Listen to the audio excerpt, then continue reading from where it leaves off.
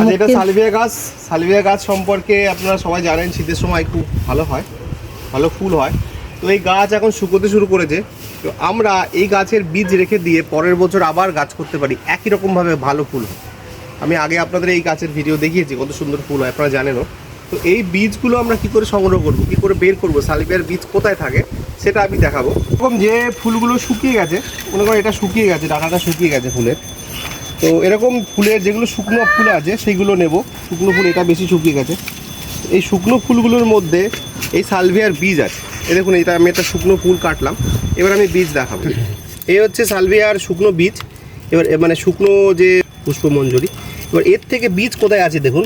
এভাবে আমরা বীজ পেতে পারি। প্রত্যেকটা এরকম ফুলের মধ্যে দুটো করে বীজ থাকে। তো এরকমভাবে ঝেড়ে নিলে আপনি সেখান থেকে দেখুন এই যে বীজ পাওয়া গেছে, এইগুলো হচ্ছে সালভিয়ার বীজ। এই দেখুন, এই হচ্ছে বীজ, এই হচ্ছে সালভিয়ার বীজ। এই বীজগুলোকে আমরা পরের বার রেখে দেবো। কীভাবে রাখতে হবে, একটা প্লাস্টিকের প্যাকেটে এয়ার টাইট করে ফ্রিজে রেখে দেবেন, ব্যাস হয়ে যাবে, আর কিছু দরকার নেই। তো প্লাস্টিকের যে প্যাকেটগুলো আছে, এয়ার টাইট প্যাকেটগুলো আছে, সেই প্যাকেটগুলোর মধ্যে এই বীজগুলো রেখে সেটাকে এয়ার টাইট করে রোদ্রে দিতে হবে, তার আগে একবার রোদ্রে দিয়ে এয়ার টাইট করে সেটাকে আমি ফ্রিজে রেখে দেবো। ব্যাস নেক্সট ইয়ার আবার বের করবেন, আবার গাছ হবে।